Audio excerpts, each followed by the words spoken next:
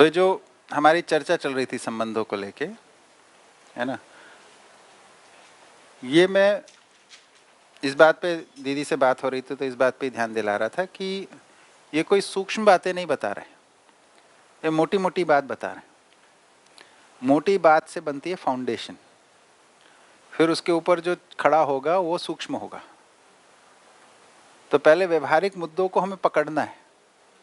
व्यवहारिकता जब पकड़ के में आएगी तब आप सूक्ष्मता में जा पाओगे, है ना। व्यवहारिकता के कुछ और मुद्दों पे भी मैं भी बात रखूंगा थोड़ी, ना, इसी संदर्भ में, है ना। तो एक जो मुद्दा इसमें समझ में आया कि हर संबंध का एक निश्चित प्रयोजन है, निश्चित क्रिया है ना, उसमें निहित निश्चित जिम्मेदारी है, निहित निश्चित अपेक्षाएं हैं। इसको हमारे को ठीक से पहचानना होता है। सातों संबंधों को अगर हम इस अर्थ में पहचान लेते हैं तो संबंध की पहचान हुई।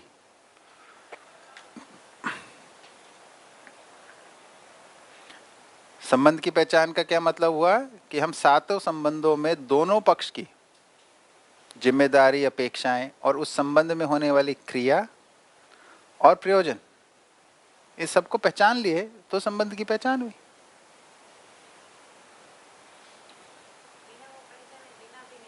नहीं बनेगा, है ना।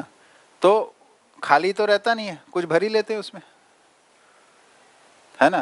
तो क्या भर लेते हैं कि पत्नी की जिम्मेदारी ये होती है, पति की ये होती है, भर लेते हैं उसमें।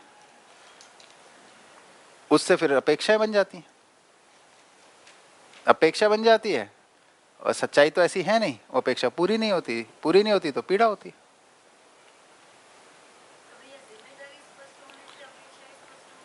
तो अपेक्षा क्या है? जैसे आपका और हमारा एक संबंध है, कोई भी संबंध दो पक्ष हैं, एक पक्ष आप हो, एक मैं हूं। मेरी जिम्मेदारी आपके लिए अपेक्षा है, आपकी जिम्मेदारी मेरे लिए अपेक्षा है, इतने सा है, और कुछ नहीं है। बहुत सिंपल है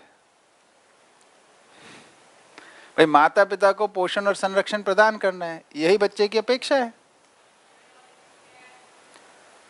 है ना। क्रिया के रूप में क्या अपेक्षा है कि माता पिता पोषण संरक्षण की वस्तु प्रदान करेंगे। माँ बाप की क्रिया क्या है? वो पोषण और संरक्षण के अर्थ में वस्तु प्रदान करना। तो जो जिम्मेदारी है दूसरे पक्ष के लिए, वही अपेक्षा है। उपलब्धि के रूप में क्या अपेक्षा है ना। दोनों की अपेक्षा यही है कि बच्चा जो है समझदार और जिम्मेदार के रूप में स्थापित हो जाए। तो उपलब्धि के रूप में दोनों की अपेक्षा एक ही है। एंड रिजल्ट क्या चाह रहे हैं उस संबंध से कि बच्चा जो है समझदार और जिम्मेदार के रूप में, है ना, प्रतिष्ठित हो जाए। इतना ही तो चाह रहे हैं। बच्चा भी यही चाह रहा है एक आयु के बाद कि मेरे को समझदार और जिम्मेदार के रूप में स्वीकारें। माँ बाप भी यही चाह रहे हैं, है ना। पर ये कोई नाम नहीं है, ये कोई पद नहीं है, कोई उपाधि नहीं है। ये तो समझदारी भी और जिम्मेदारी भी एक जीने का तरीका है। तो जीने में पूरा पड़ रहा है तो दोनों को पता चलेगा, दोनों का एक ही मूल्यांकन होगा। जीने में पूरा नहीं पड़ रहा है तो दोनों को पता चलता है, वही पीड़ा का कारण बनता है। तो हर संबंध में ऐसे ही, पति पत्नी संबंध में भी जो पति की जिम्मेदारी है, जो पत्नी की जिम्मेदारी है, दोनों एक दूसरे के लिए वो अपेक्षा है। तो अगर हम इन शाश्वत संबंधों को समझ लेते हैं मानव में, यानी इसमें निहित क्रिया, निहित प्रयोजन, निहित जिम्मेदारी और निहित अपेक्षाएं, इनको पहचान लेते हैं तो हम अपनी अपेक्षाओं को उसके अर्थ में सजा लेते हैं, फिर जीना आसान हो जाता है। आप बच्चे से पूछ के देखिए ना, मैं तो बहुत किया है डायलॉग कि भाई मैं तुम्हारे को, जैसे 10-12 साल का बच्चा, मैं भैया को भी बता रहा था कि नहीं, किसको बता रहा था, हाँ आपको बता रहा था ना, कि एक डायलॉग इतना से बच्चों के साथ अगर होता है कि भाई जैसे माता पिता के रूप में आप बच्चे से बात कर सकते हैं कि मैं आपको समझदार और जिम्मेदार के रूप में स्वीकारना चाहता हूँ, ठीक है, क्या ऐसा ठीक रहेगा? है ना। 10 साल 12 साल के बच्चा या उससे अधिक आयु के बच्चे से बात करके देखिए, है ना। बात कब करनी है? जो बात करने के मूड में हो, यानी वो भी स्वभाव गति में, ये भी पहचानना। अब सब चीजें अप्लाई करनी है ना हमने जीने में, इस रूप में। कि उसकी भी सुनने की स्वीकृति है, बात करने की स्वीकृति है ना। कोई परेशानी नहीं है, अभी कोई घटना नहीं घटी है जिससे कुछ परेशानी हो रखी हो, नहीं, आराम से जब रिलैक्स है सब, है ना, तब बात करिए उससे। तो अगर वो बोलता है कि नहीं ऐसा नहीं, ऐसा मत स्वीकारो, तो बोले फिर कैसा देखूं मैं आपको, कैसा स्वीकारूं आपको, ये बता दो। घूम फिर के थोड़ी बात करेंगे तो वो मान ही जाएगा, आ ही जाएगा कि हाँ भैया ऐसे ही स्वीकारिए, है ना। फिर उसने जब स्वीकार लिया तो उसे बोलिए कि इसमें फिर मेरे को आपसे सहयोग चाहिए होगा। क्या सहयोग चाहिए होगा? कि भैया आप समझदारी और जिम्मेदारी पूर्वक जियो। तो अब जो भी क्रिया होती है, जो भी क्रियाकलाप वो करते हैं परिवार में, उसमें धीरे से पूछा ही जा सकता है, भाई इसमें क्या समझदारी थी,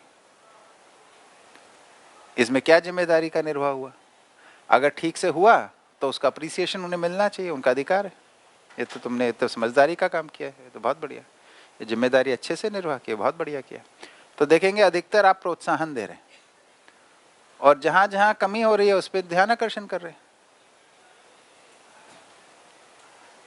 तो एक संवाद भी हो गया, मार्गदर्शन भी हो गया, और उत्सव भी हो गया, सामान्य विधि से एकदम। इसमें कोई दबाव प्रभाव नहीं है बिल्कुल भी।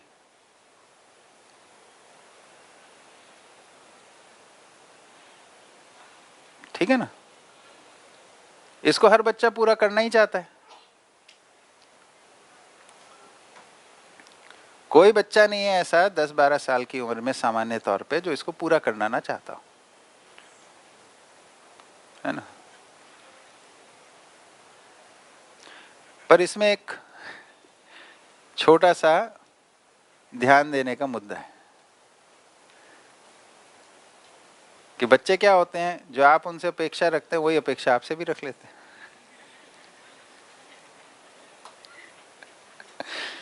तो वो आपसे भी प्रश्न करेंगे इसमें क्या समझदारी थी और इसमें क्या जिम्मेदारी निर्वाह की, कर ही सकते हैं। तो उस वक्त आप ये नहीं बोल सकते कि छोटा मुंह बड़ी बात मत करो।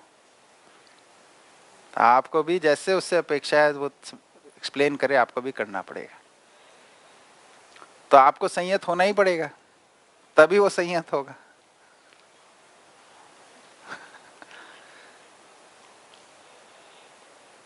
तो ये दोनों तरफ काम करता है मेथड। तो अगर उसमें अपने को सुधारने की मानसिकता है तभी इसको शुरू करिएगा।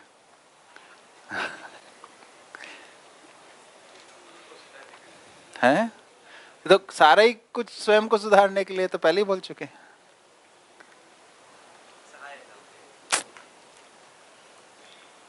ठीक है। तो बच्चों के साथ ऐसा है, बराबर वालों के साथ क्या विधि है? बराबर वालों को के साथ आपको वो ध्यान रखना है उस सूत्र का, जीने दो और जियो।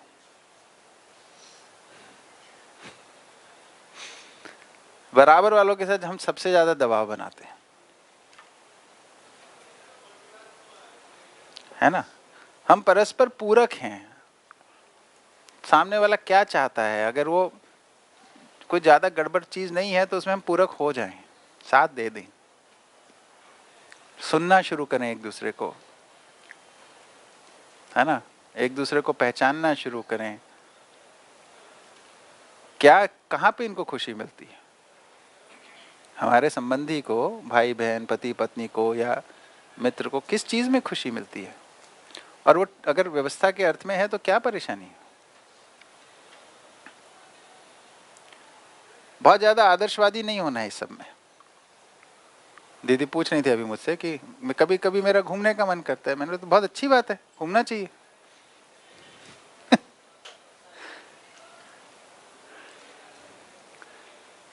आदर्शवाद हो जाता है तो हम एक दूसरे को जगह ही नहीं देते। देखिए, परस्परता में जो बराबर वालों के साथ व्यवहार में जो हमें स्ट्रिक्टनेस, अनुशासित होना है, करना है, वो स्वयं को करना है। तो सारा डिसिप्लिन अपने पे अप्लाई कीजिए, संबंधी को फ्रीडम दीजिए। अभी उल्टा है, सारी फ्रीडम अपने लिए है, संबंधी पे सारा डिसिप्लिन है, सारा आदर्शवाद थोपते हैं।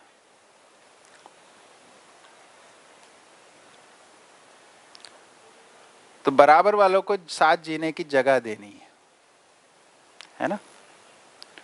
और बुजुर्ग लोगों के साथ क्या करना है, जो हमसे आयु में अधिक है, उनकी खूब सेवा की जाए, उनसे खूब आशीर्वाद लिया जाए, उनको समझाने की चेष्टा ना की जाए।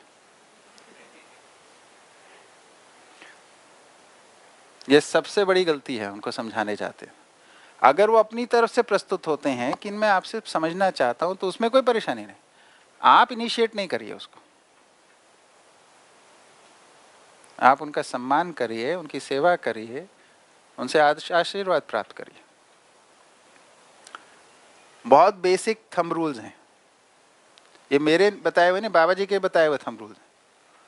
इसमें व्यवहार में आराम मिलता है ना भैया। लेकिन वो व्यवस्था के अर्थ में ना हो तो कोई नहीं, कोई नहीं। अब हम उम्र लोगों की बात करूं, मित्र, पति। देखिए, उसमें सबसे पहले ये मान लीजिए कि आप किसकी बात सुनती हो, उसके लिए क्या कंडीशन चाहिए आपको, तो समझाने के लिए वो कंडीशन अपने पे अप्लाई कर लीजिए। जो अधिकार हम अपने लिए चाहते हैं वही अधिकार सामने वाले को दीजिए, इसी का नाम न्याय है। ठीक है ना। तो भाई हम सुनना समझना किससे चाहते हैं, जो खुद से अच्छे से जीता हो।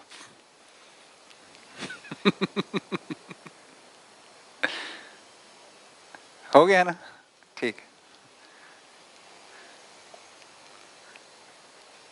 देखिए, बराबर वाले संबंध में जहां आपने अपने को ऊपर रखा, वहां पे बात टूट गई, क्योंकि आपने जो उस संबंध का जो फाउंडेशन है उसी को तोड़ दिया ना। संबंध बराबरी का है, हमने ऊपर रख के बात शुरू कर दी, I am better than you. ये भाव, आप भाषा मत बोलिए, जाता है खट से पहुंचता है, और कुछ पहुंचे ना पहुंचे, अच्छा आप बड़े हो मुझसे, अभी बताता हूं। हाँ, भाव ही तो कम्युनिकेट होता है।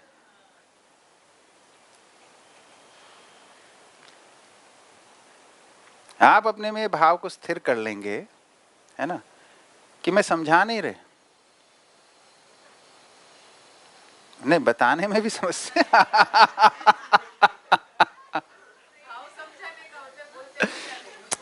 भाषा कुछ भी कर लीजिए, है ना। देखिए, मैंने एक विधि को अपना के देखा, है ना।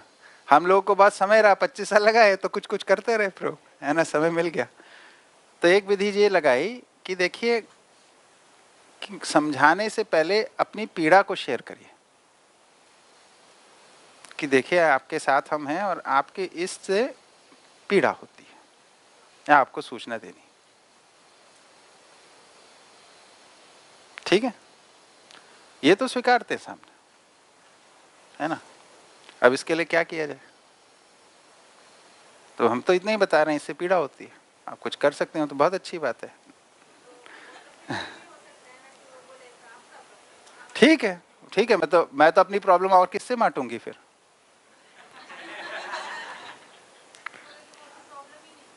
हाँ, नहीं नहीं, आपकी नहीं है, मेरी तो है ना, तो मैं तो आपको बता रहा हूँ। मेरी पीड़ा हो रही है, ये तो सत्य है, मेरे को जो पीड़ा हो रही है तो सत्य है ना। जो मेरे को फील हो रहा है मैं आपके साथ शेयर करता ही हूँ। भाई आप ही हो जिसके साथ सब कुछ शेयर करना है, तो आपको बता रहे हैं बस, और कुछ नहीं। आपसे अपेक्षा नहीं है कि आप इसको ठीक करो, मैं तो अपनी स्थिति को आपके साथ शेयर कर रहा हूँ, बस वही तो, सारा दबाव तो वहीं से आता है। आप ही सोचिए ना, आपसे कोई ऐसे बात करेगा तो आपके मन में क्या भाव बनेगा, हम उसको भूल जाते हैं।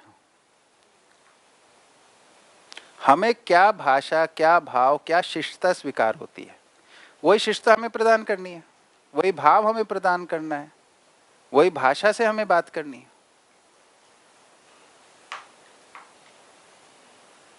है ना। हम इरिटेशन में बात करेंगे, कौन स्वीकारेगा। हम झुंझला के जब बात करते हैं तो कौन स्वीकारता है उसे। हम स्वीकारते हैं किसी की झुंझलाहट, ज्यादा चुप हो जाते हैं, इग्नोर कर देते हैं, अवॉइड कर देते हैं। देखिए संबंध जो है ना, संबंध में जीना बहुत डायनामिक चीज है। वो इग्नोर करना नहीं है, अवॉइड करना नहीं है, सबसे ज्यादा इंटेंस है संबंध में जीना, बहुत एंगेजिंग है। अभी तो क्या हो गया, संबंध झेल नहीं पाते हम, इसलिए हमने अपने जोन्स बना लिए हमने कि इसमें तुम मत घुसना, इसमें मैं नहीं घुसूंगा। ये है हमारा कॉमन एरिया, इधर करेंगे बस। अच्छी निश्चित दूरी नहीं है, वो दूरी है केवल केवल दूरी है, उसमें कुछ अच्छा नहीं है, कुछ निश्चित नहीं है।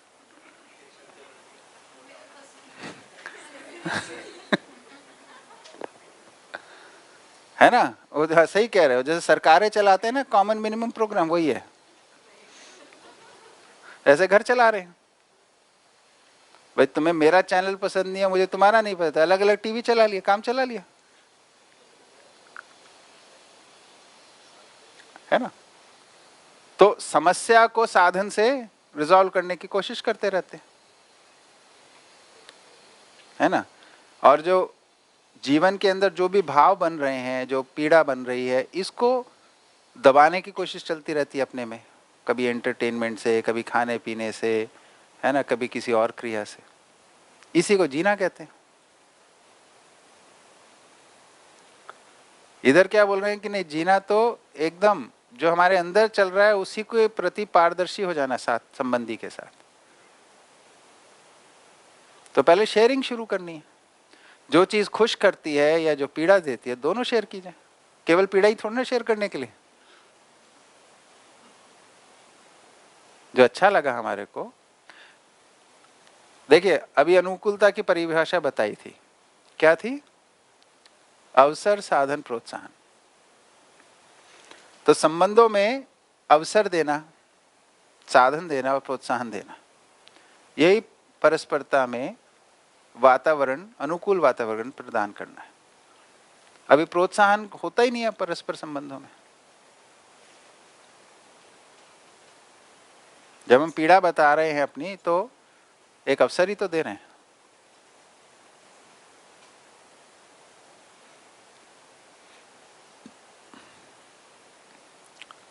तो व्यवहारिक स्तर पे इस दर्शन को जीना सबसे सुलभ है, ये बात हमको पकड़नी है। बाकी सब आयाम में नहीं, कार्य में नहीं, विचार में भी समस्या हो सकती है आपको, अनुभव तो अभी दूर है, लेकिन व्यवहार सबसे सुलभ है। व्यवहार को फोकस बनाइए, व्यवहार के लिए विचार, है ना, व्यवहार, विचार के लिए अनुभव, इन तीनों के आधार पे फिर कार्य, ये क्रम चलेगा। अभी पहले कार्य को प्रायोरिटी बना लेते हैं, क्योंकि उसी को पकड़े अभी तक। सारा मीनिंग हमारी लाइफ में कार्य से आता है ना। क्या काम करते हो, क्या जॉब करते हो, क्या बिजनेस करते हो, करियर कैसा है आपका, सारी पहचान तो उसी से।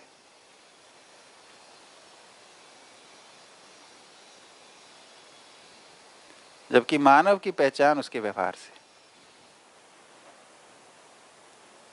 है ना। सबसे पहले व्यवहार ही दिखता है ना, कितना भी प्रतिभाशाली व्यक्ति हो, उसका व्यवहार से ही हम प्रभावित होते पहले, कार्य कितना भी अच्छा क्यों ना। इसको पकड़ना है, इसको पकड़ने से देखिए क्या है, अध्ययन जो है उत्साह पूर्वक होता है, पीड़ा पूर्वक नहीं होता। तो हमारा उत्साह धीरे धीरे धीरे बढ़ना है। भाई सुख की यात्रा सुख से होगी दुख से होगी है, उत्साह पूर्वक होगी ना सुख की यात्रा। तो अगर दुखी हो रहे हैं, पीड़ित हो रहे हैं, तो कुछ मेजर हमने कोई फंडामेंटल मिस्टेक की हुई है। धीरे धीरे धीरे धीरे छोटे छोटे स्टेप लेके हम आगे बढ़ेंगे, है ना। और दूसरी बात वही कोलैबोरेटिव है, सब मुझे नहीं करना है, मुझे कुछ निश्चित जिम्मेदारी को करना है, बाकी बाकी लोग हैं करने के लिए साथ में।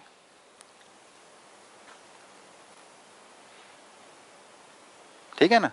तो सबसे पहले परिवार को देखिए, उसमें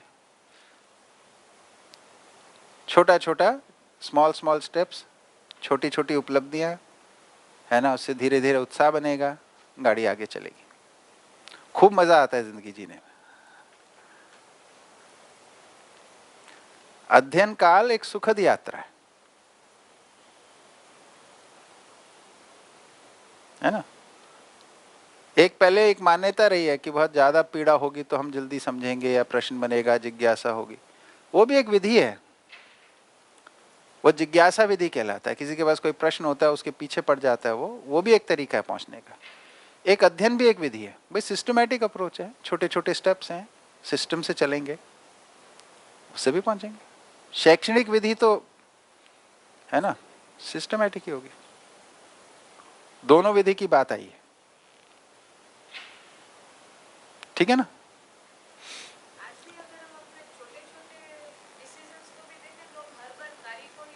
जी जी,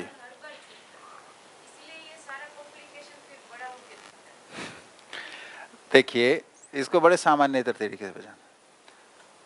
हाँ, हमारे पास क्या एसेट्स हैं, क्या अर्थ है हमारे पास? हाँ जी, तन मन धन, है ना। इसमें से हाईएस्ट प्रायोरिटी कौन सा एसेट है? मन। उसके बाद तन, उसके बाद धन। हमारे जीने के कार्यक्रम में हाईएस्ट प्रायोरिटी क्या है? उसके बाद फिर हो गया।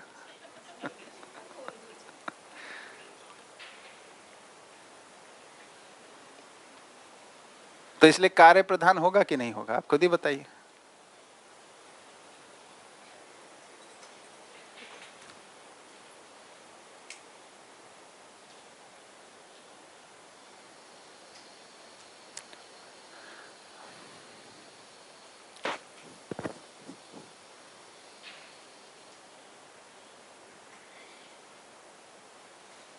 ठीक है, तो संबंधों के संदर्भ में इतनी बात ठीक है ना। बाकी ये तो डायलॉग है, चलता ही रहेगा। हाँ, पर जितनी बात हुई है इसको शोध किया जाए, इसके आधार पे देखा जाए चीज़ों को, सातों संबंध को पहचानने के अर्थ में हम उसके अंदर निहित प्रयोजन, निहित क्रिया, है ना, उससे होने वाली उपलब्धि, निहित जिम्मेदारी, निहित अपेक्षाएं, इस अर्थ में संबंधों को समझें। न्याय का एक स्वरूप है, जैसे माता पिता संतान संबंध में न्याय क्या है? जब दोनों अपनी निहित जिम्मेदारियों को पूरा करते हैं और अपेक्षित उपलब्धि तक पहुंचते हैं, यही न्याय है।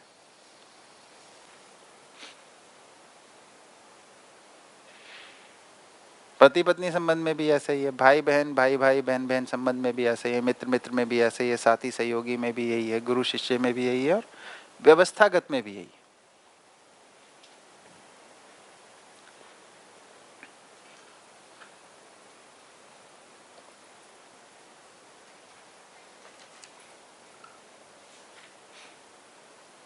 ठीक है ना। तो इधर ये सूचना नहीं है कि संबंधों में अपेक्षा नहीं होनी, जो आदर्शवाद में था। इधर सूचना यह है कि अस्तित्व सहज अपेक्षा रहनी है, जो संबंध की अस्तित्व सहज अपेक्षा है उसको कम्युनिकेट करना है। बच्चों से अगर आप बोलते हो कि भाई आपसे हमारी अपेक्षा है कि आप समझदार और जिम्मेदार हो जाओ, तो वो भी स्वीकारेगा, है ना। इतनी सी तो बात है। तो ये समय और स्थान के साथ नहीं बदलता है, इसलिए शाश्वत है। इसलिए न्याय ही मानव में नियम है।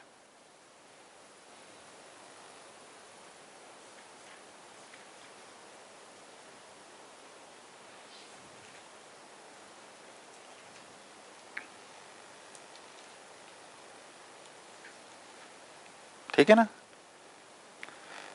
न्याय के संदर्भ में मूल्यों की तो खूब बात होती ही है ना, वो तो आप लोगों को काफी स्पष्ट है। उसमें जो अगला मुद्दा है परस्पर मूल्यांकन, है ना। तो जो परस्पर मूल्यांकन है संबंध में, कि हमने जो संबंध पहचाना है उसके प्रयोजन के अर्थ में जो क्रिया होनी है, जो जिम्मेदारी का निर्वाह होना है, इसका दोनों पक्ष मिलके मूल्यांकन करते हैं। जैसे माता पिता संतान संबंध है, इसका एक निश्चित प्रयोजन है, इसकी एक निश्चित क्रिया है, इसमें निहित माता पिता की एक जिम्मेदारी है, बच्चों की जिम्मेदारी है। दोनों मिलके परस्पर मूल्यांकन करते हैं, कितना पूरा हुआ, कितना रह गया।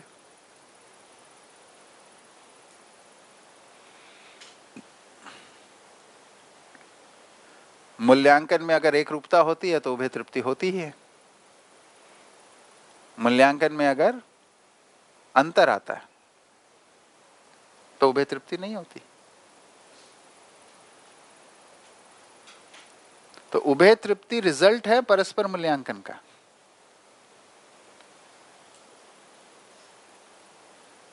ऐसे ही पति पत्नी में, भाई बहन में, मित्र मित्र में,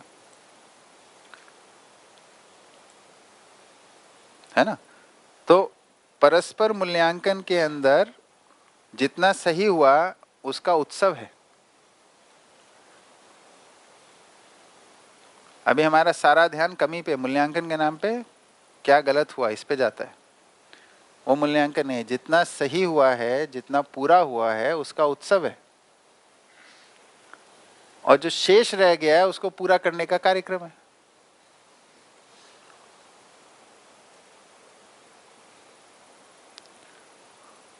तब तो मूल्यांकन दोनों को स्वीकार होगा। अगर शेष जो रह गया है उसके लिए कार्यक्रम नहीं, शिकायत है, तो कैसे स्वीकार होगा। शिकायत कोई जिम्मेदारी नहीं है।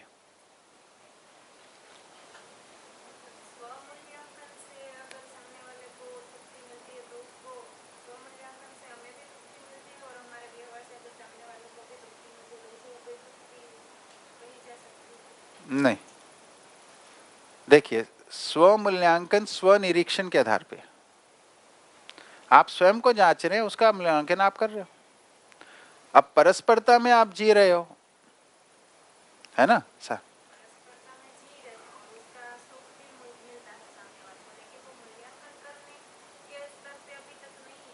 ठीक है ना।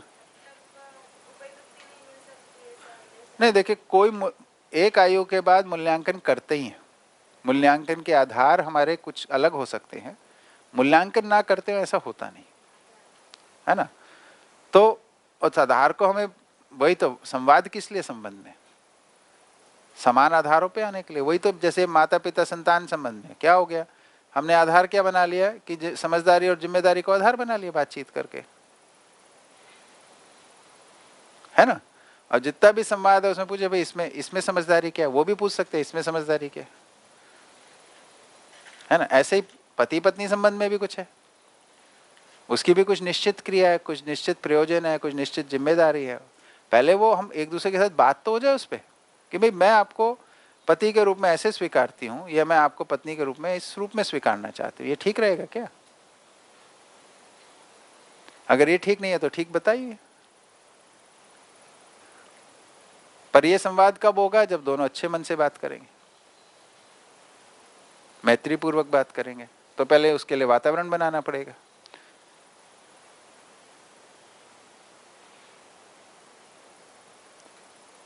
वातावरण में मूल मुद्दा यही है ऐसे संबंधों में जहां बराबरी का संबंध है, कि उसके अंदर आप समझाने की पोस्चरिंग नहीं कर सकते। आपकी पोस्चरिंग हमेशा सीखने, समझने, सही जीने के अर्थ में, मैं सही जीना चाहती हूँ, इस अर्थ में होनी पड़ेगी। मेरे को अभी बाधा आ रही है तो मेरे को अपने हिसाब से ऐसा लगता है, आप क्या सोचते हो बताइए। उनको अच्छे से सुना जाए। जब आप सुनना शुरू करते हो तो सामने वाला आपको सुनना शुरू करता है। नियम है, व्यवहार का नियम यही है, जिसको हम सुनते हैं वही हमको सुनता है।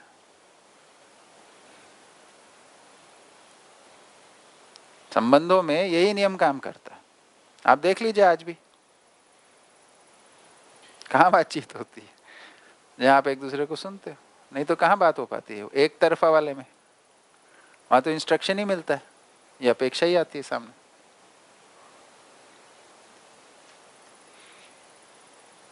ठीक है ना। ये कोई भी बड़ा मुद्दा नहीं है। हमारे अंदर कल एक बात हो रही थी हमारी लाडवा सर के सामने, एक सूत्र है, उस ध्यान में आ गया, मानव में मानव की स्वीकृति ही उसका वातावरण है ना। जो भैया जब उस वक्त पूछ रहे थे तो मैंने यही बोला ना कि भाई अगर हम ये स्वीकार लेते हैं कि परिस्थिति में समस्या है तो हमारी एक स्वीकृति हो गई, वही हमारे लिए वातावरण हो गया। वो वातावरण हो गया, उसमें हमारे पास रास्ता नहीं है, फंस गए, है ना। काली दीवार इसी को बोलते। ठीक है, हमारी स्वीकृति हो गई कि भाई ये समस्या है, इसका कारण में मेरी ना समझी। ठीक है, तब ये मेरी स्वीकृति होगी तो यही मेरे लिए वातावरण हो गया, तो इसके आधार पे मैं रास्ता ढूंढने लगता हूं, इसमें मैं कुछ कर सकता हूं अपनी समझ के लिए, तो है ना। तो सामने वाले को हमें किस दृष्टि से देखना है, कहां से शुरू किया जाए सामने वाले को। सामने वाला समझदार है या ना समझ है। हम जब कोई भी व्यवहार को इनिशिएट कर रहे हैं, किसी व्यवहार के किसी संदर्भ में इनिशिएट कर रहे हैं, उसको समझदार मान के इनिशिएट करें या ना समझ मान के इनिशिएट करें। आप क्या चाहते हो, आपको क्या मान के इनिशिएट किया जाए।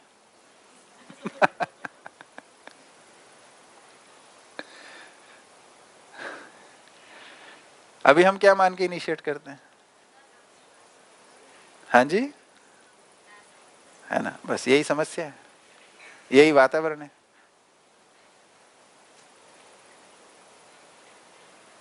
हर बार शुरू यहीं से किया जाए, आप तो समझदार हैं।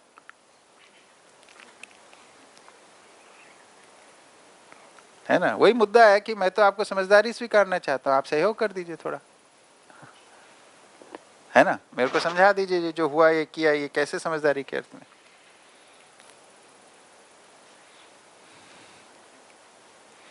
क्यों भैया।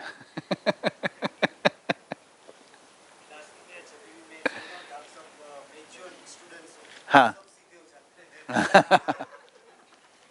सही बात। जिम्मेदारी दीजिए, देखिए मानव जिम्मेदारी पूर्वक जीने के लिए बना है, तो उसका जैसी बोध होता है उसमें आता है, एक भाव आता है।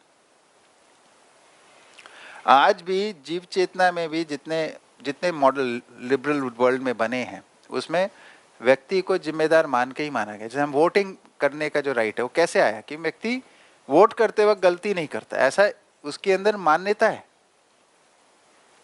कितना भी ना समझ हो पर वो वोट करते समय सही है। इसको यहां तक जोड़ा है कि उसमें उस वक्त ईश्वरीयता होती है वोट करते वक्त। अगर आप सोशल थ्योरीज पढ़ेंगे तो उसमें सबको स्वीकारा हुआ है।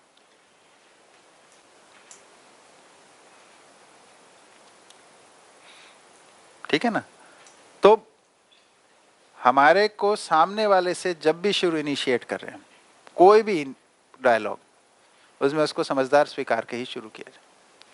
नागराज जी ने, बाबा जी ने तो हमारे साथ हमेशा यही किया। हम कितनी भी गलती करते रहते थे,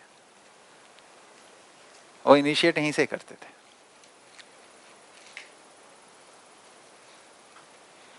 भाई जब हम सामने वाले को समझदार मानेंगे तभी तो कोई संवाद की जगह बनेगी, तभी तो कोई व्यवस्था की जगह बनेगी, नहीं तो कैसे बनेगी।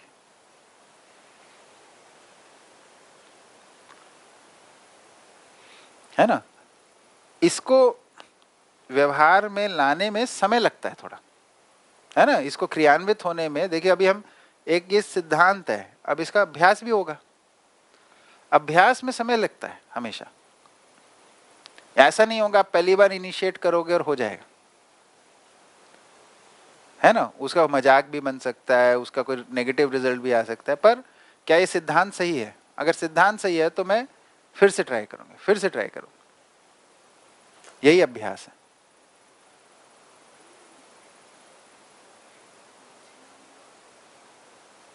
ठीक है ना।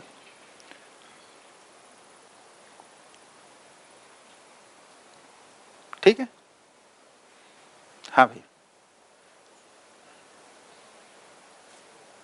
माइक कहाँ है? सर मेरे 3 प्रश्न हैं। एक ये है कि जैसे हमने एक आगे थोड़ा डेफिनेशन देखा कि भाई माता पिता की जिम्मेदारी क्या होनी चाहिए, तो बच्चों का पोषण और संरक्षण के अर्थ में उसको वस्तु प्रदान करे, ये माता पिता की एक जिम्मेदारी होनी चाहिए। लेकिन होनी चाहिए नहीं है, हाँ है, यानी है। हाँ, तो अगर वो नहीं कर पाते हैं वस्तु के अर्थ में, यानी कुछ बच्चों को देना है लेकिन वो नहीं दे पा रहे किन्हीं वजहों से, तो क्या वो जिम्मेदार नहीं है? इसका मतलब ये कौन माता पिता है जो वस्तु नहीं देता? किन्हीं कारणों से अगर वो धन अर्जित नहीं कर पाते, या तो नहीं, उनके पास, ये माता पिता के एंगल से सोचिए। जैसे आप हो, क्या माता पिता के रूप में हो? अभी तक नहीं हो, मान लीजिए।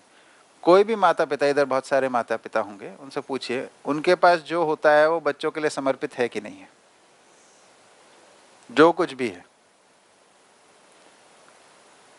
तो कौन माता पिता है जो वस्तु समर्पित नहीं कर रहा, अर्पित नहीं कर रहा?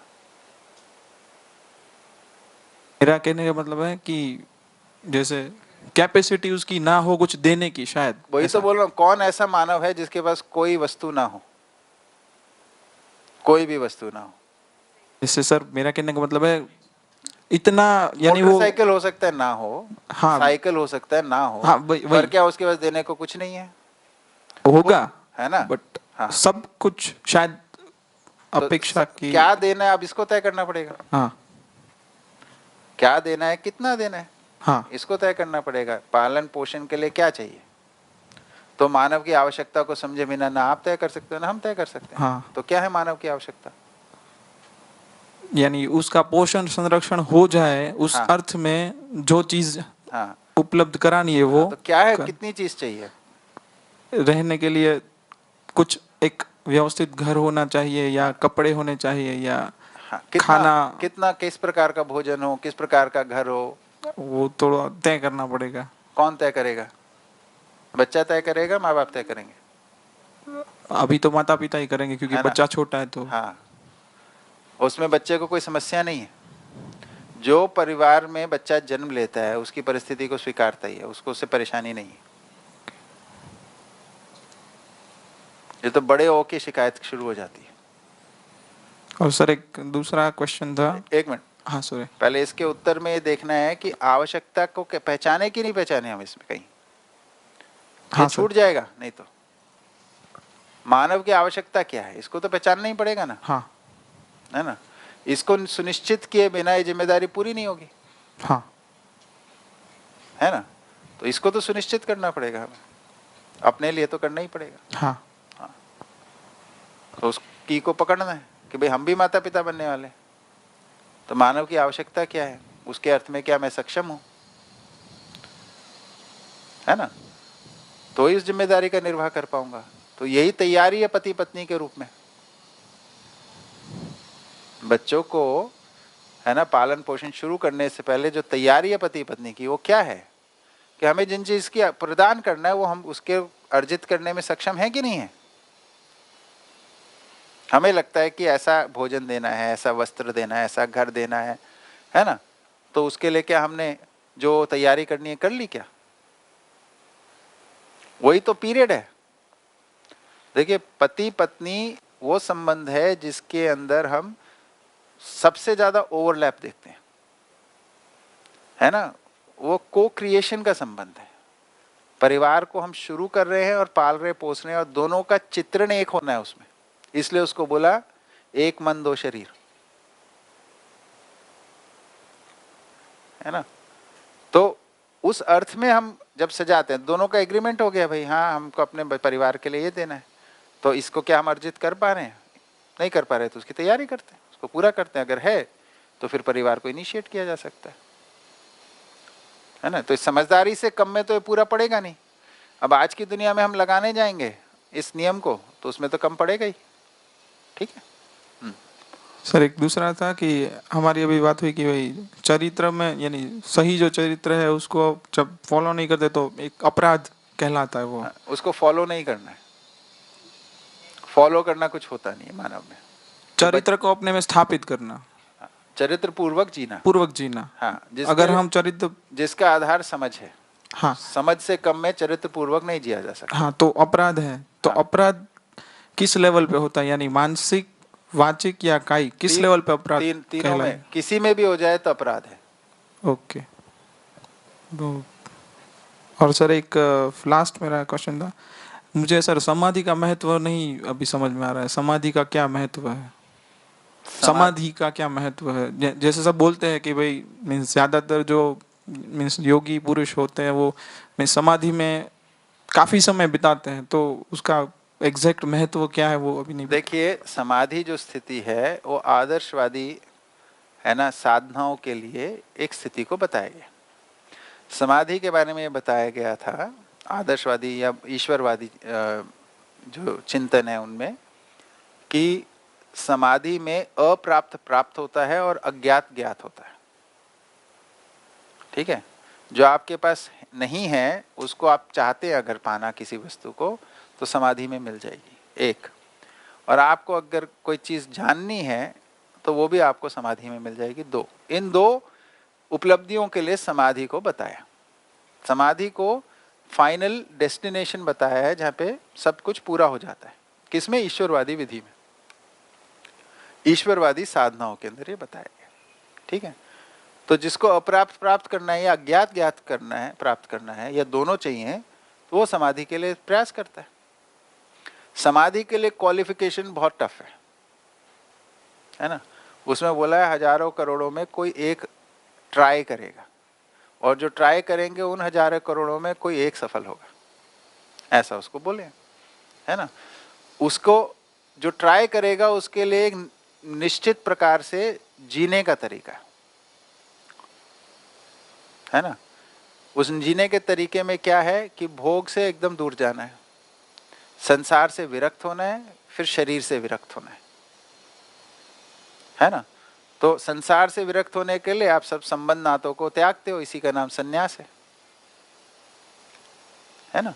उसको त्यागने के बाद फिर आप साधना में लगते हो, है ना। तो उसमें क्या करते हो आप? धीरे धीरे धीरे धीरे आप अपने शरीर से के प्रभावों को कम करना शुरू करते हैं अपने अंदर, है ना। वो प्रक्रिया निश्चित प्रक्रिया नहीं है, उसके बहुत कुछ कुछ बताते हैं, कुछ होता है, उसमें कोई निश्चित उपलब्धि की बात नहीं है। तो उसमें भी ऐसे ही लिखा गया है कि उसके अंदर अंधेरे में तीर चलाने लायक है, तो जिसका तीर निशाने में लग गया उसको वहां पहुंचता है वो, है ना। वो धारणा ध्यान समाधि विधि से साधना पूरी होती है, इतना ही लिखा है, इसमें बहुत डिटेलिंग नहीं है ना।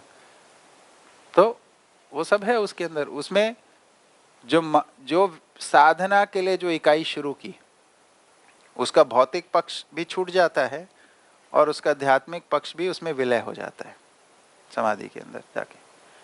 तो उसके बाद वो इकाई नहीं बचती, तो उसमें अस्तित्व विहीन मोक्ष की भी बात कही गई है, उसको ये भाषा भी दी गई।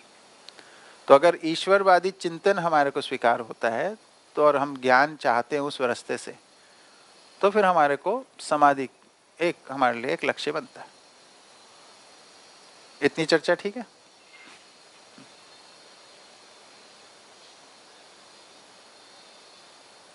भैया जो सामान्य आकांक्षा और महत्वाकांक्षा है बच्चों को जो हमको देना है, तो सामान्य आकांक्षा तो हम दे ही देते हैं। महत्वाकांक्षा में अभी रूल बने हैं कि 18 साल तक लाइसेंस नहीं मिलेगा तो व्हीकल नहीं मिलेगा। टीवी घर में आ चुका है तो देखते हैं बच्चे। बात आके बिगड़ती है मोबाइल पे, क्योंकि मोबाइल बच्चों को सबको चाहिए और हाथ में सारे लेके घूमते हुए देखा देखी पीयर प्रेशर में, तो वो उसको कैसे डील किया जाए? ये प्रश्न तो, इस प्रकार के प्रश्न मेरे सामने 94 से ही आ रहे हैं, 93 94 से। उनका एक ही उत्तर है। बच्चा जब जन्म लेके गर्भ से बाहर आता है तो क्या बोलता है? टीवी दो, मोबाइल दो। उसको मालूम भी होता है उसके बारे में, उसके वातावरण में टीवी मोबाइल कौन लाता है? उसको देखने का अभ्यास कौन कराता है? अब अभ्यास करा, हाँ जी, ठीक बात है। जब जब गोद में होता है तब कहाँ समाज में मिलता?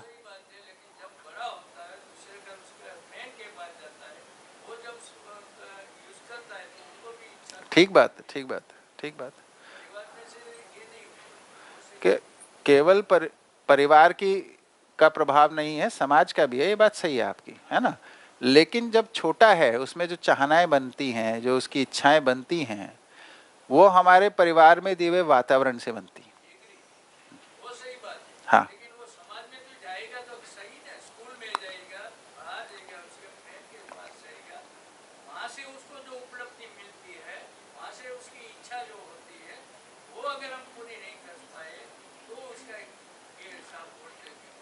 हमने 1993 से लेके 1998 तक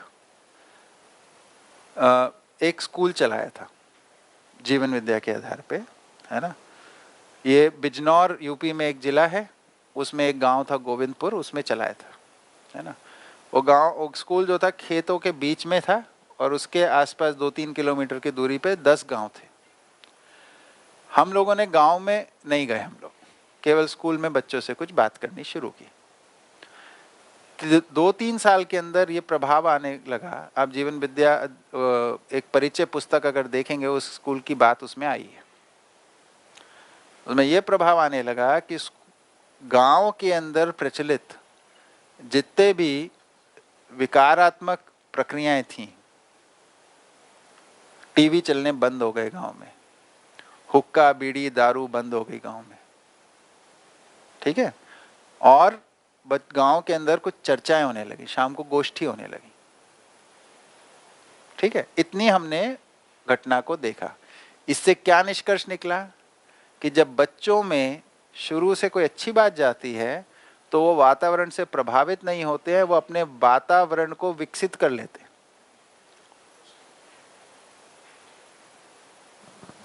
ठीक है ना। इसी का एक शेयरिंग कर सकता हूँ मैं। जी जी। मेरा एक बड़ा लड़का है जो 11 साल का है, मैं बता रहा हूँ जी।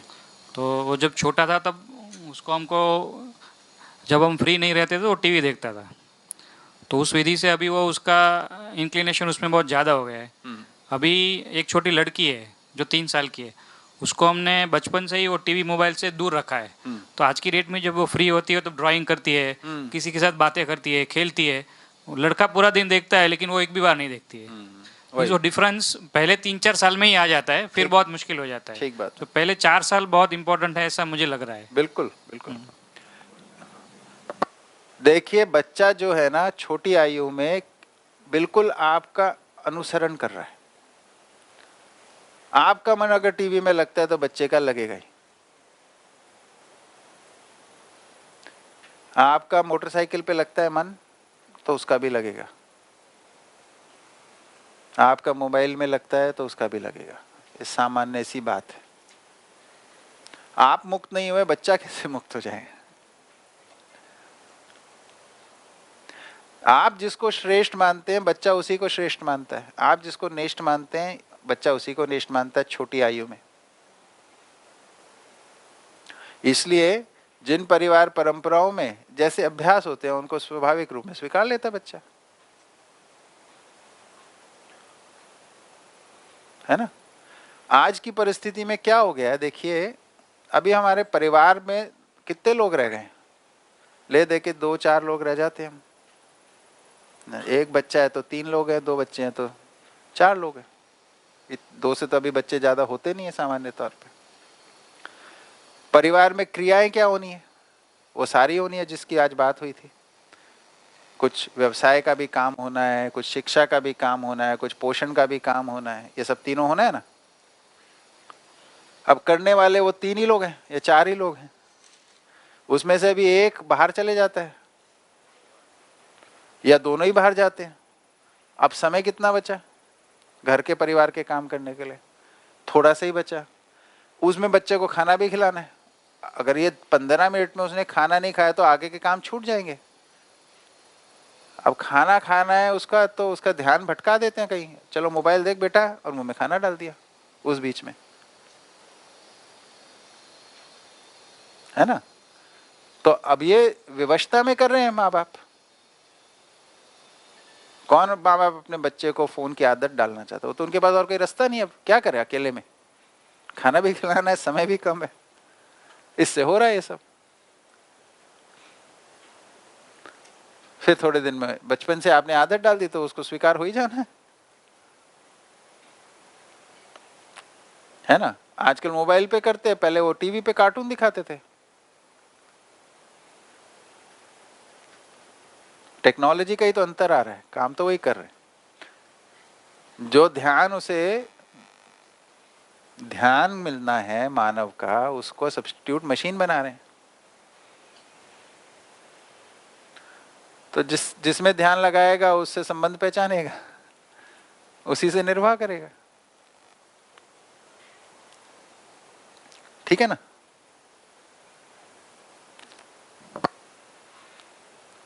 ये तो सामान्य बुद्धि से बहुत निकल आते हैं, इसके लिए बहुत ज्ञान नहीं चाहिए।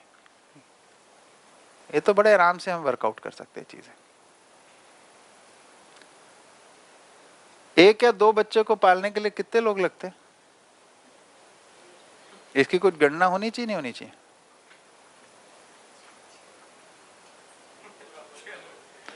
तीन पीढ़ियां लगती है।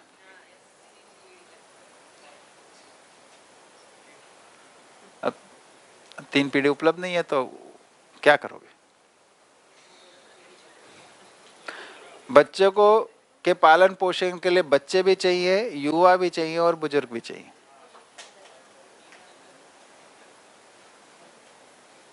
अभी समझ में आता है तो फिर उसकी व्यवस्था करते हैं, नहीं तो नहीं कर पाते।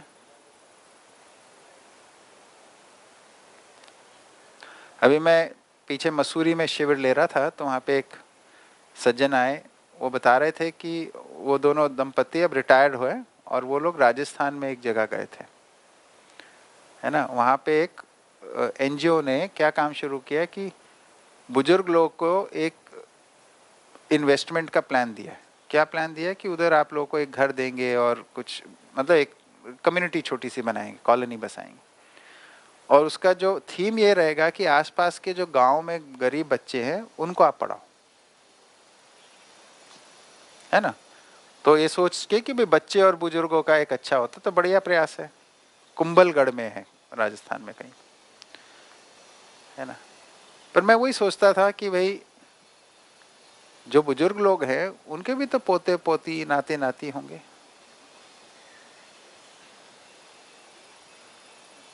अगर हम स्थान इतनी दूर जाएं, किसी और के बच्चों को लें, अगर ये काम हर परिवार में ठीक से होने लगे, नहीं हो सकता उनके साथ कोई और इशू हो, लेकिन सामान्य तौर पे देखें तो हर बुजुर्ग के पोते पोती नाते नाती होने चाहिए, उसके साथ पूरक हो सकते हैं। इसी को व्यवस्था कहेंगे।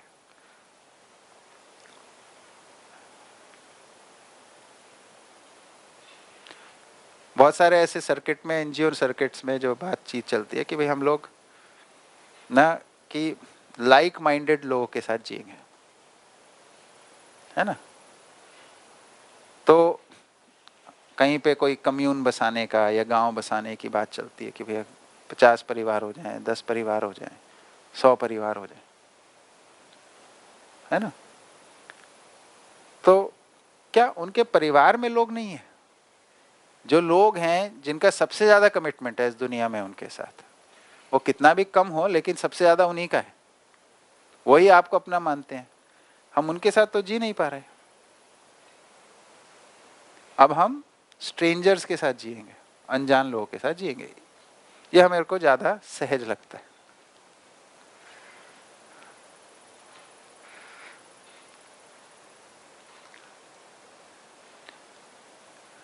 जीवन विद्या में जो सिद्धांत निकल के आया है वो इतना ही है, मानव परिवार में प्रमाणित होता है,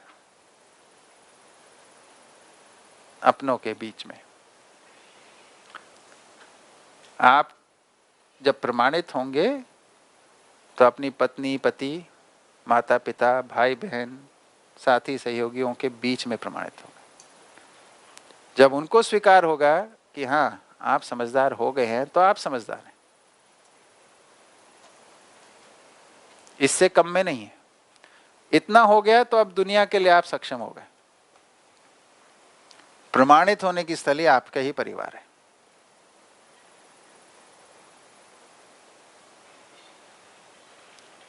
ठीक है ना। तो परिवार में प्रमाणित होने की मानसिकता इसलिए इसमें जरूरी है।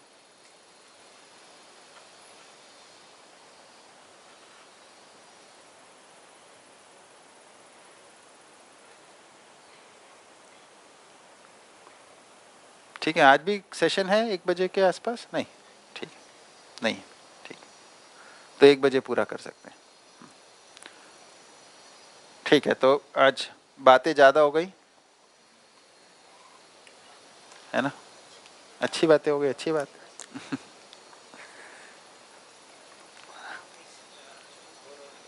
हाँ ठीक है, थोड़ा लिख भी लिया जाए, है ना।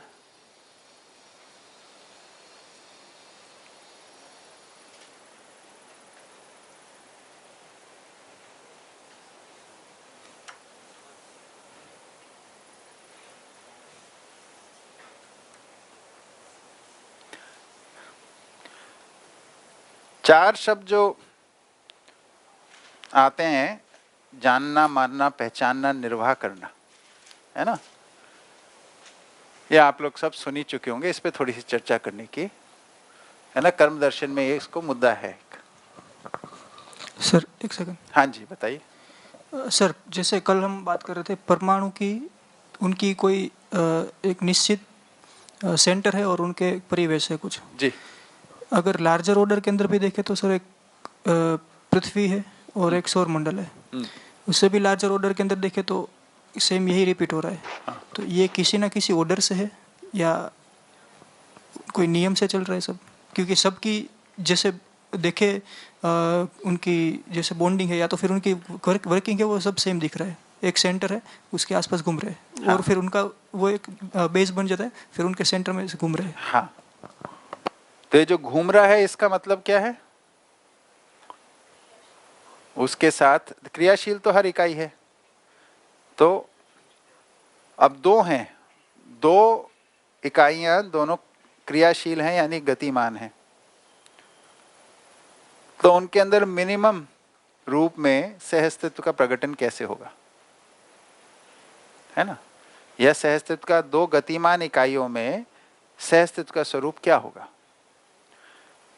है ना। सहअस्तित्व में उनका जो स्वभाव है यानी उनकी क्रियाशीलता यानी उनकी गतिमानता ये भी बनी रहेगी और उनका कोई संबंध का भी लक्षण दिखेगा हमें, है ना। सहअस्तित्व का मतलब ये नहीं है कि इकाई अपने आप में जो कर रही है वो छोड़ देगी, उस आचरण में बनी रहेगी, उस आचरण को करते हुए वो भागीदारी करेगी संबंध की, ये हमें समझने की जरूरत है।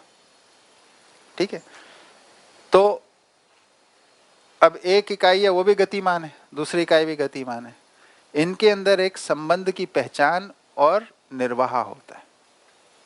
पहचानना, निर्वाह करना कहते हैं इसको। तो पहचानने निर्वाह करने का स्वरूप गति के रूप में कैसे दिखता है कि एक गति कर रहा है, दूसरा उसके साथ एक निश्चित दूरी बनाए हुआ है, इतना ही है पहचानना निर्वाह करना। तो दोनों की गतियों में एक संगीत आ गया, एक तालमेल हो गया, है ना।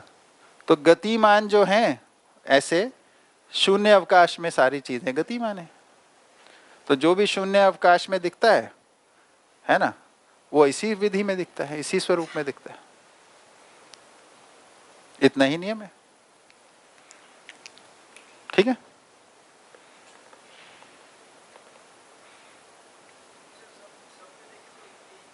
एक फुल हो रहा है कि छोटी से आप अणु परमाणु को भी ले लो या बड़े से कोई भी गैलेक्सी। अणु में ऐसा नहीं है, परमाणु में ऐसा है, परमाणु में। ठीक है ना, तो सब में नहीं है। ठीक है, जो शून्य में है उसका है। फिर उसके बाद रचना है, परमाणु के पर स्वरूप में रचनाएं, अणु, अणु रचित रचनाएं, प्राण कोशिकाएं, है ना, ये सब, इन सब में ये मॉडल नहीं है, क्योंकि ये सब संयुक्त आचरण के लिए धरती में आश्रित हैं। तो दो भाषा बनी, आश्रित इकाइयां और स्वतंत्र इकाइयां। तो धरती के वातावरण में समाई हुई इकाइयां सब आश्रित इकाइयां, परमाणु और ग्रह गोल ये सब स्वतंत्र इकाइयां। तो स्वतंत्र इकाइयां यानी जो शून्य में है स्थित, उनको हम बोल रहे हैं कि वो इस विधि से चलती है। आश्रित इकाइयों का तालमेल वातावरण के दबाव के साथ होता है।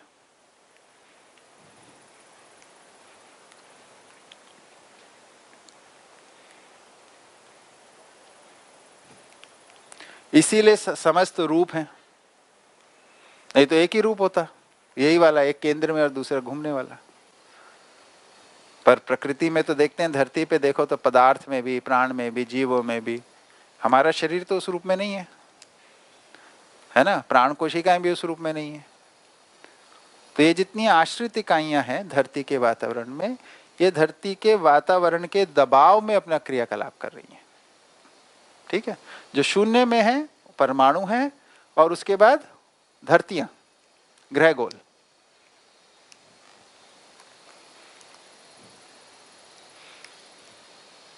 ठीक है,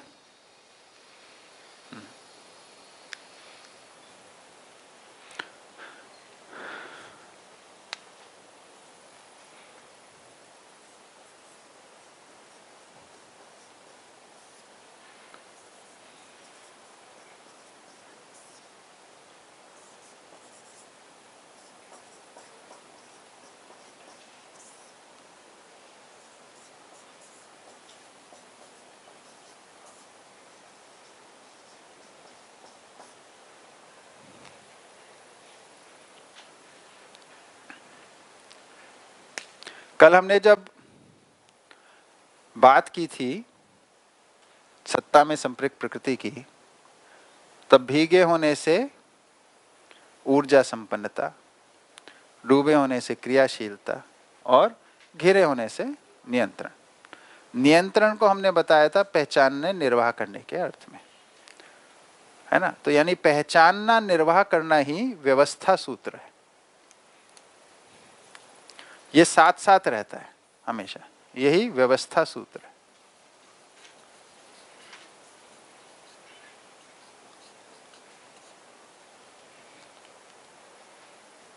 पहचानना निर्वाह करना। तो जड़ इकाइयां जितनी हैं उनमें पहचानना निर्वाह करना देखने को मिलता है, परमाणु अंश से लेके सभी पर स्वरूप में, है ना। तो यहां तक ये है जड़ संसार। इसलिए समस्त जड़ संसार व्यवस्था में सूत्रित है।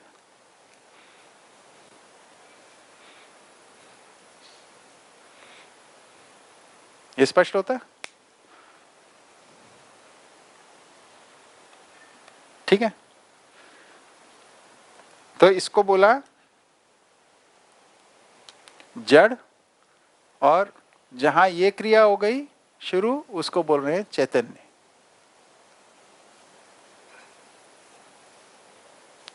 है ना। तो चैतन्य को असल में ऐसे लिखते हैं, उसमें चारों है ना, क्योंकि अधिक विकसित में कम विकसित का, है ना, सब क्वालिटीज, गुण वगैरह समाये हो। अब चैतन्य में दो प्रकार की चीजें आती हैं। क्या दो प्रकार की आती हैं? जीव संसार और, है ना, ज्ञानावस्था। तो यहां पर आती है जीवावस्था,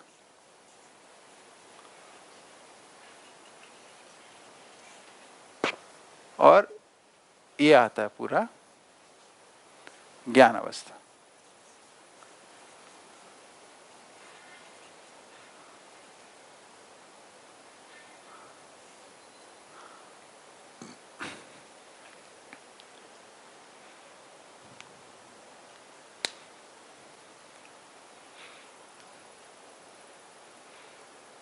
ठीक है, ये सबको स्पष्ट है? इसमें कोई कंफ्यूजन?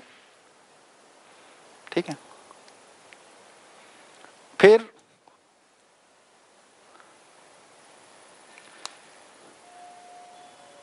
यहां से मानने से चेतना का प्रकटन शुरू हो गया। जीव चेतना को प्रकट करता है ना, जीव।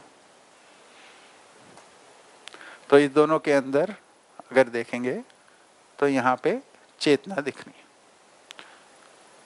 और यहां पे ज्ञान।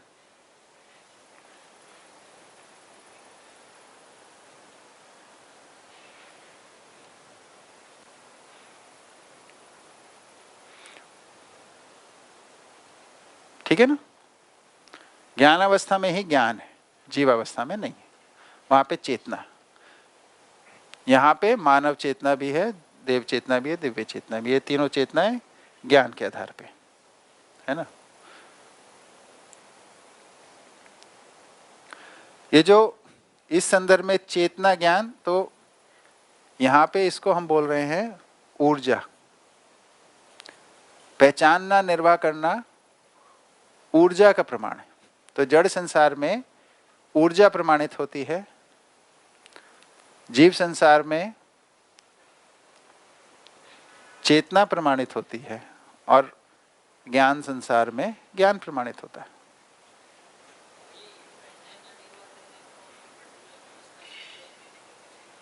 हाँ, तो घिरा होना नियंत्रण, नियंत्रण पे कल बात हुई थी हमारी कि दो के बीच में होता है, परस्परता में।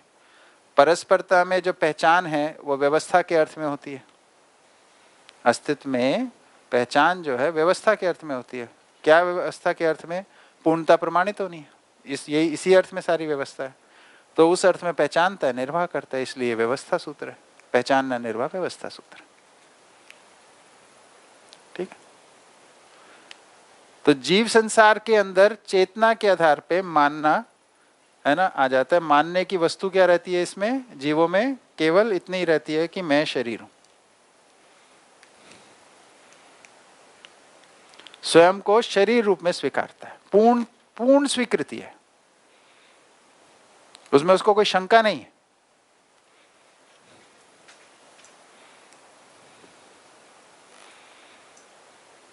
मानव में जो स्वयं को शरीर मानता है, साथ में ये भी लगता है उसे कि शरीर से कुछ अधिक भी हूं।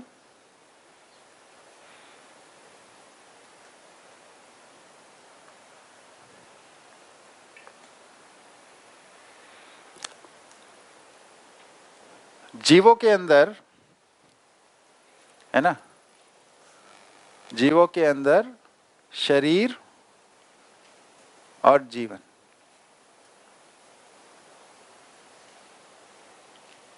पर जीवों में शरीर प्रधान है।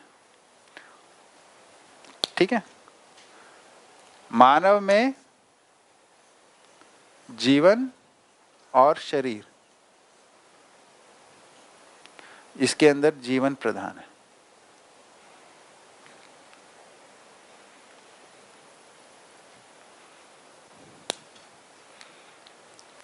प्रधान होने का क्या मतलब है? जीवों में जीवन शरीर को समर्पित है। जो संकेत शरीर में हो रहे हैं उनको पूरा करने के लिए जीवन क्रियाकलाप करता है। ठीक है? मानव में शरीर जीवन के लिए समर्पित है। जीवन में जो संकेत होते हैं उनको पूरा करने के लिए शरीर समर्पित है।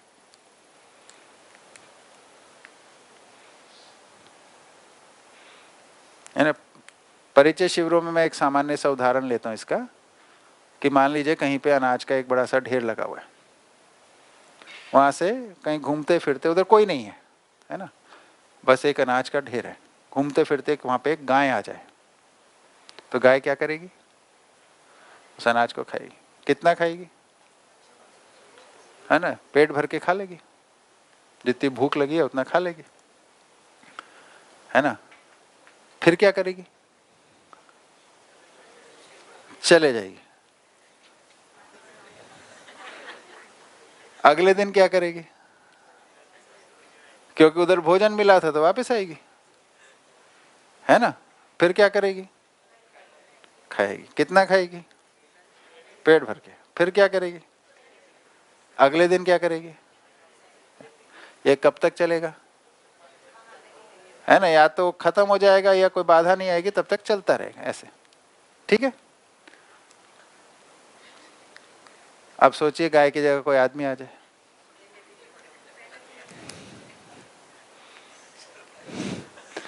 वो क्या करेगा?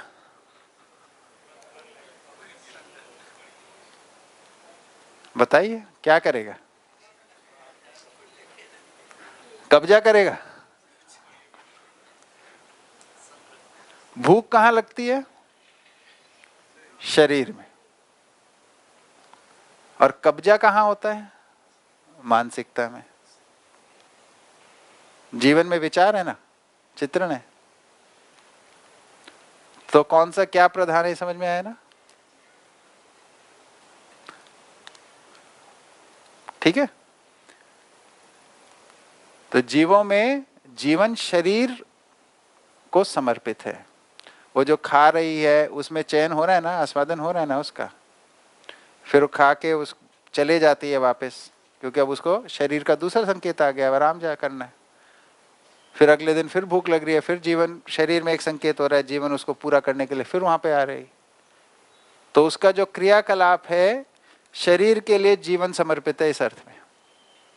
मानव का जो क्रियाकलाप है जीवन के लिए शरीर समर्पित है इस अर्थ में, है ना। तो जीवावस्था में ये शंका नहीं है कि वो शरीर है कि नहीं, उसको पूरा विश्वास है, फुल कॉन्फिडेंस कि मैं शरीर हूं, उस रूप में जीते हैं। मानव के अंदर ये कि मैं शरीर से कुछ अधिक हूं ये बना रहता है, जीता यही मान के है कि मैं शरीर हूं, लेकिन ये भी बना रहता है कि मैं शरीर से कुछ अधिक हूं। इसलिए किसी को केवल शरीर के रूप में आप ट्रीट करो, वो स्वीकारता नहीं है ना। किसी के सामने आप भोजन फेंक दो, स्वीकारेगा क्या? भूखे से भूखा आदमी नहीं स्वीकारता। गाय के सामने भोजन फेंक दो, स्वीकार लेती है ना। तो ये एक अंतर हमारे को समझ में आना चाहिए, ठीक है। तो ये जो जीवन प्रधान है इसका मतलब क्या है? इधर जानना प्रधान हो गया या मानना प्रधान है, ये स्पष्ट हुआ ना। स्वयं को शरीर मानते, ठीक है। मानव में मानना होता है, लेकिन जब तक वो जानने के आधार पे नहीं होता है तब तक इसमें स्थिरता नहीं होती, इसमें परिवर्तन होता रहता है, इसमें आश्वस्ति नहीं होती। यही तो हमारी पीड़ा का, यही तो हमारी अतृप्ति का कारण है। तो मान्यता के आधार पर जीने का अभ्यास कर ही चुके हैं। बिना जाने मानना, इसको क्या नाम दिया?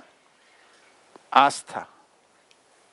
तो मानव में दो चीज होती है ज्ञान अवस्था में, एक है आस्था और दूसरी है विश्वास।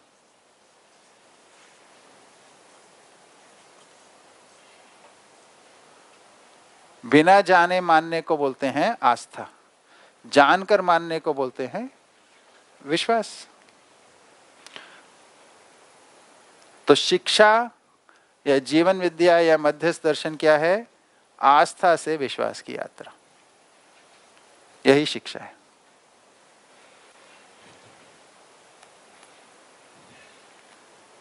है ना। अभी हम आस्था पूर्वक जीते हैं, इससे विश्वास पूर्वक जीना शुरू कर दें, इसी के लिए शिक्षा।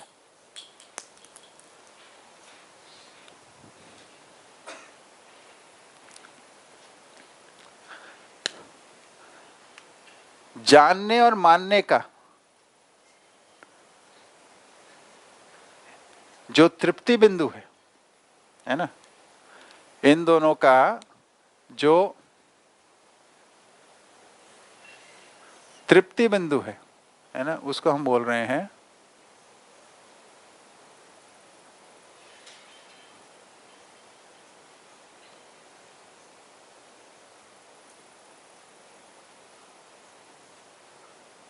समझ।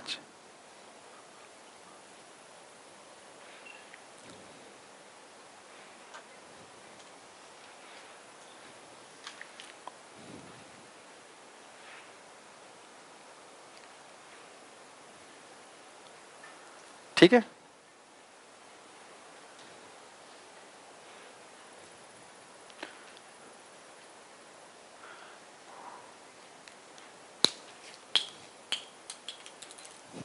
फिर अस्तित्व सहज सूचनाओं के आधार पे जो आस्था बनती है है ना, यानी अभी जानना पूरा नहीं हुआ है ना, उसी का नाम है अवधारणा। तो अवधारणा भी इधर ही आती है। जानना तो आत्मा में ज्ञान है, तो अस्तित्व से हम शिक्षा के क्रम में जुड़ते हैं तो हमारे अंदर जाके उसके प्रति स्वीकृति बनती जाती है ना। तो अस्तित्व सहज मान्यताओं के प्रति, अस्तित्व सहज जो सच्चाइयां हैं उनकी जो सूचना हमें मिलती है, उनके प्रति या उनके आधार पे हमारे में जो स्वीकृतियां बनती है ना, उसका नाम है अवधारणा। ठीक है ना। हाँ जी, अवधारणा, अवधारणा। फिर ज्ञान के आधार पे जो स्वीकृति बनती है उसका नाम है धारणा। जानने के आधार पे जो स्वीकृतियां बनती हैं, स्वीकृति इधर ही बनेगी मानने के स्तर पे, ठीक है ना, उसका नाम है धारणा। इसी को बोला निश्चयात्मक स्वीकृति। क्या स्वीकृति, क्या धारणा बनती है? तो व्यवस्था में जीना ही सुख है। सार भाग में ये संकल्प के रूप में उधर आ जाता है। संकल्प ही धारणा है, संकल्प पूर्वक ही धारणा है ना, संकल्पित हो जाते हैं कि व्यवस्था में ही जिएंगे, यही धारणा है। तो वहां पे मानव का धर्म सफल होता है। जब धारणा पूरी होती है तभी मानव धर्म सफल होना की संभावना शुरू हो गई, मतलब उसका कार्यक्रम शुरू हो गया, सुख का स्वरूप स्पष्ट हो गया। ऐसी धारणा के आधार पे पहचानना, निर्वाह करना होता है। तो ऐसी धारणा के आधार पे, है ना, जब पहचानना निर्वाह करना शुरू होता है, तो जब ये जानना मानना पहचानना निर्वाह पूरा होता है, इसी को बोल रहे हैं जागृति।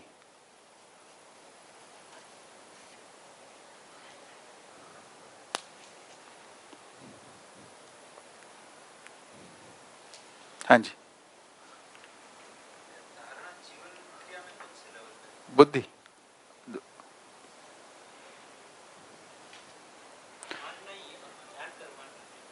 हाँ जी,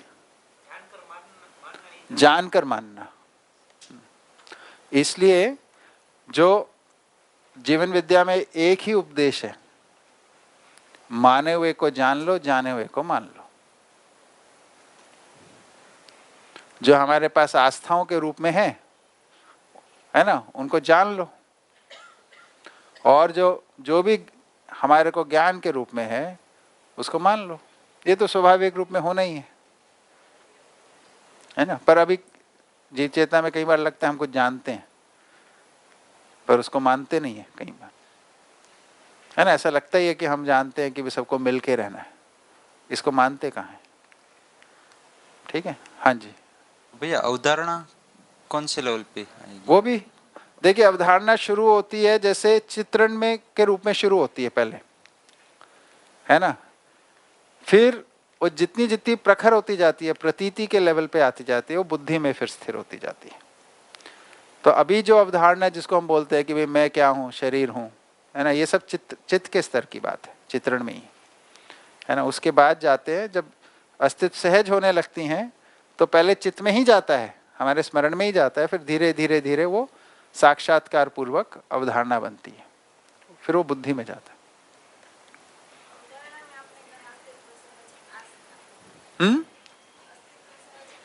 हाँ हाँ हाँ। तो कोई जानने वाला होता है, वो देता है, तो परस्परता में होता है, शिक्षक की परस्परता, है ना।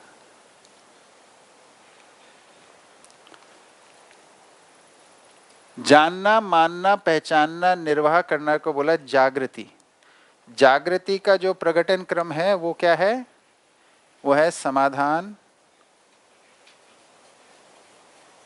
समृद्धि,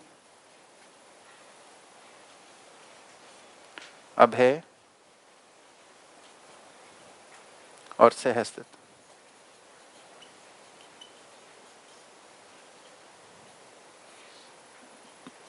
यहां पर आके जागृति पूर्णता।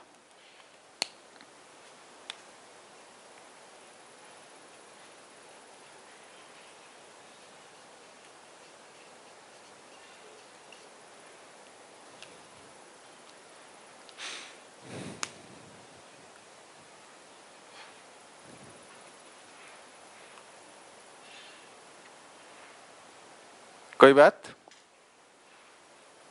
माइक दीजिए भैया को। भैया का ऐसा प्रस्ताव था कि आज भोजन के बाद मतलब 2:30 बजे हम सेशन शुरू करें। ठीक है, तो अब 2 दिन है तो ठीक है। ठीक है। जैसे सबको जैसे सहमत हो सब। हाँ, मेरे को ठीक है, आप लोग बताइए। पर लोग की अलग अलग कमिटमेंट्स हो सकते हैं, हाँ, तो इसलिए उसको चेक कर लीजिए सबसे। हाँ, सब अपना अपना मत दे दें, किसी को इसमें समस्या हो तो बताइए। दो नहीं, 2:30 बजे शुरू करें, 2 थोड़ा जल्दी हो जाएगा। आप लोग जब मर्जी आई। हाँ,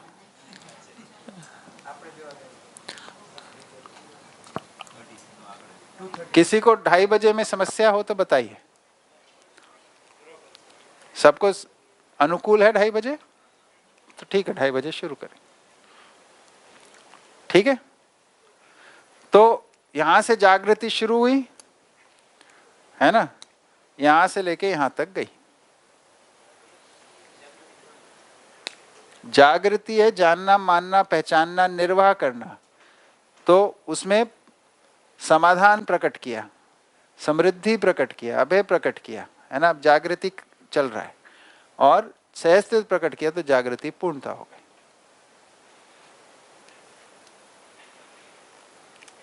ठीक है, तो मानव लक्ष्य की संपूर्णता में ही जागृति पूर्णता है। हाँ, वही आचरण पूर्णता है, यही आचरण पूर्णता भी है।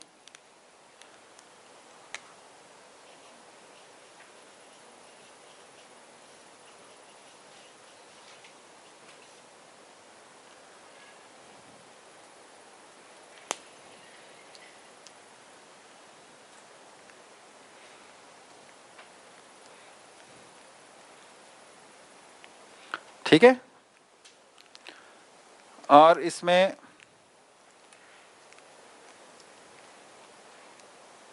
क्या चीज जोड़ सकते हैं इसके साथ?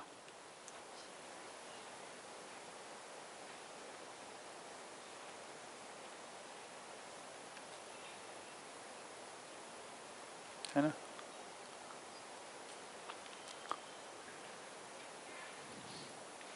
तो जो जीवावस्था में तो ये यहां से यहां तक ही है ना, ये वाला, ये स्पष्ट हो जाए। ज्ञान अवस्था में चारों हैं।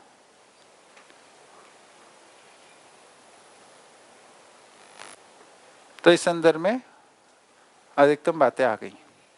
इसमें किसी को कुछ स्पष्टीकरण चाहिए? क्योंकि ये बड़ा सिंपल सा चार्ट है, इसमें काफी कुछ चीजें समा जाती। हाँ जी, अनुभव पूर्वक।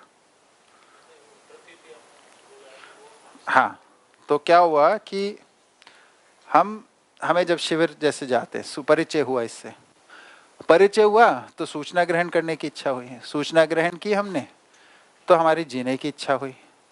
जीने की इच्छा के क्रम में हमें अवधारणा बननी शुरू होती है। अवधारणा शुरू होती है तो उसका पहला जो स्वरूप है अवधारणा का, पूर्व स्वरूप चित्त के अंदर ही स्वीकृतियां है ना। फिर चित्त के अंदर स्वीकृति होने से साक्षात्कार खुलता है। साक्षात्कार खुलने से बुद्धि में, बोध में अवधारणा बननी शुरू होती है ना। वो प्रतीति के अर्थ में, वही प्रतीति है। उसके आधार पे जीने में संकल्प होता है, प्रतीति के आधार पे ही, है ना, अवधारणा के आधार पे। उस संकल्प के क्रम में ही आपको अनुभव होता है। अनुभव होना ही जानना है, ठीक है ना। वहां पे जानना पूरा हुआ तो आत्मा में अनुभव प्रमाण हो गया। प्रमाण भी एक क्रिया है ना आत्मा में, तो वो क्या होता है, उस सत्य को पहचानने की वजह से वो पूरा आनंदित हो जाता है। तो प्रमाण हो गया। इस प्रमाण का प्रभाव बुद्धि में पुनः आता है। अब जानने के आधार पे सारी जो हमने नीचे से आए थे उसमें कोई जानना नहीं था, देखो उसमें कोई प्रमाण का पुष्टि नहीं थी, है ना। अब ज्ञान के आधार पे अब ज्ञान की पुष्टि हो गई है, तो अब वो अवधारणा नहीं है, उसको कहते हैं धारणा। तो आत्मा से जो अनुरंजित बुद्धि है उसमें धारणा होती है कि मानव हूं, मानव रूप में जीना ऐसा है, तो व्यवस्था में ही जीना सुख है ना। तो अस्तित्व का ज्ञान भी हो गया, जीवन ज्ञान भी हो गया, मानवीयतापूर्ण आचरण ज्ञान भी हो गया, है ना। तो उसके अंदर स्वस्वरूप की धारणा हो जाती है, संसार के स्वरूप की धारणा हो जाती है, मानवीयतापूर्ण आचरण की धारणा, उस रूप में जीने के लिए संकल्पित हो जाता है। फिर उसको जीने को प्रमाणित करने के लिए चिंतन है, फिर चित्रण है, फिर पूरा जो जीवन का क्रम है जीने का वो चालू होता है।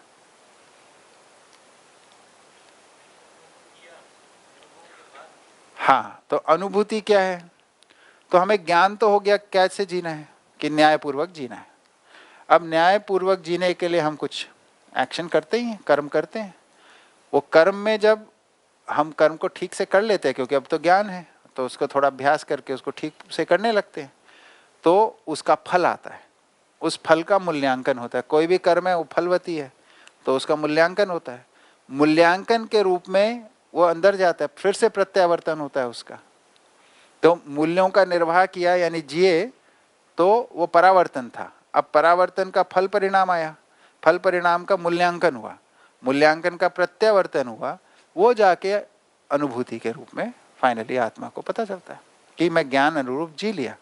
इसको पूरे को बोला समाधान।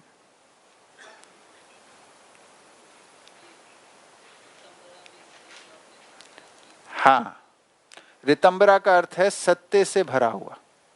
रित का अर्थ है सत्य, सत्य से भरा हुआ।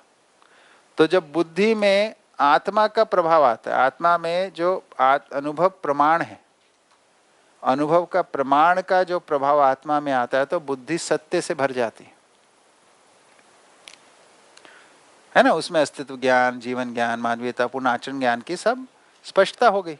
बुद्धि में रहने का स्वरूप पूरा स्पष्ट हो गया। ऐसी स्थिति वाली बुद्धि को रितंबरा का, ये उसकी ताकत है ना, इसी को प्रकट करता रहता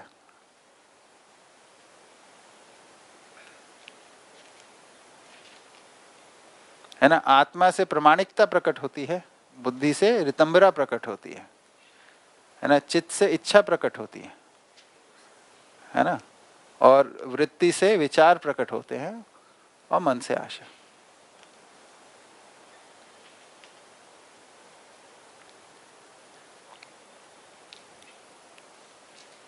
ठीक है, चलिए भोजन करते हैं, फिर 2:30 बजे मिलते हैं।